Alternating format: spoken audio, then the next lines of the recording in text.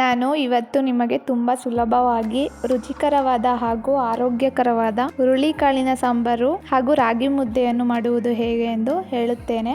ಎಲ್ಲರಿಗೂ ನಮಸ್ಕಾರ. Welcome to Pallavi's kitchen. Video ಇಷ್ಟವಾದರೆ ಲೈಕ್, ಕಮೆಂಟ್ ಹಾಗೂ ನಮ್ಮ ಚಾನೆಲ್ನ ಸಬ್ಸ್ಕ್ರೈಬ್ ಮಾಡಿಕೊಳ್ಳಿ.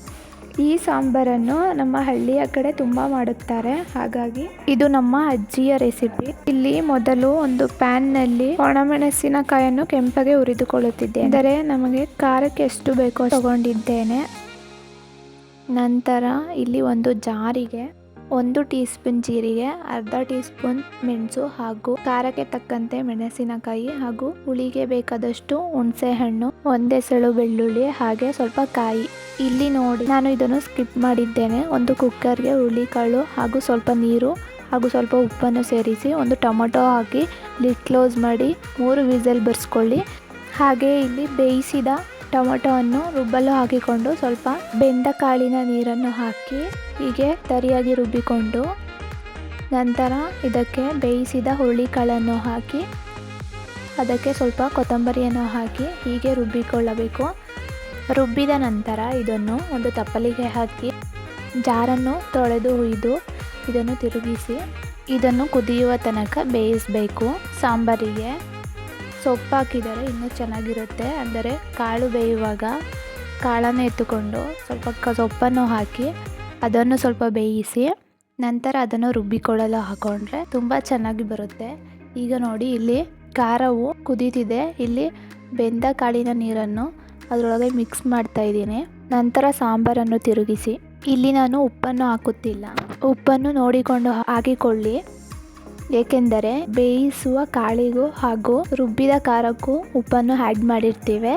ಅದಕ್ಕಾಗಿ ಇಲ್ಲಿ ನಾನು ಉಪ್ಪನ್ನು ಸೇರಿಸುತ್ತಿಲ್ಲ. ಹಾಗೆಯೇ ಸಾಂಬಾರನ್ನು ಕುದಿಯುವ ತನಕ ಚೆನ್ನಾಗಿ ಬೇಯಿಸಬೇಕು.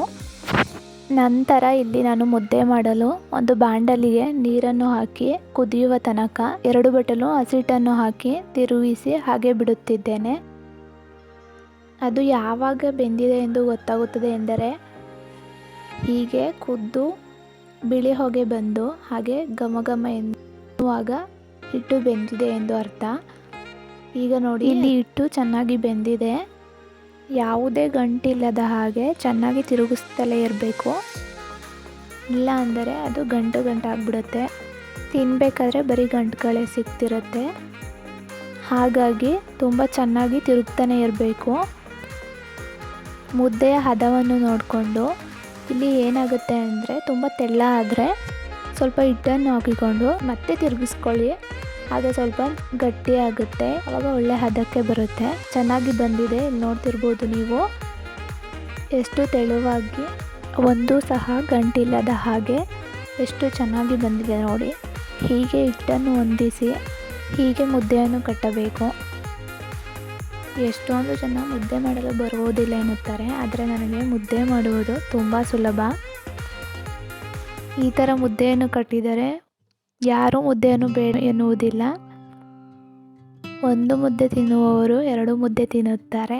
ಇಲ್ಲಿ ನೋಡ್ತಿರ್ಬೋದು ಎಷ್ಟು ಚೆನ್ನಾಗಿ ಮುದ್ದೆ ಬಂದಿದೆ ಎಂದು.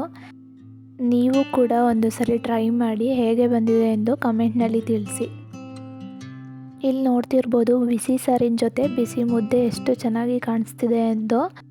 ಈ ರೆಸಿಪಿ ನಿಮ್ಗೆ ಇಷ್ಟ ಆದರೆ ಒಂದು ಲೈಕ್ ಮಾಡಿ, ಹಾಗೆ ಇದರ ಅನಿಸಿಕೆ ಕಮೆಂಟ್ನಲ್ಲಿ ಕಮೆಂಟ್ ಮಾಡಿ, ಹಾಗೆ ಒಂದು ಸಬ್ಸ್ಕ್ರೈಬ್ ಮಾಡಿ, ಹಾಗೆ ಸಪೋರ್ಟ್ ಮಾಡಿ.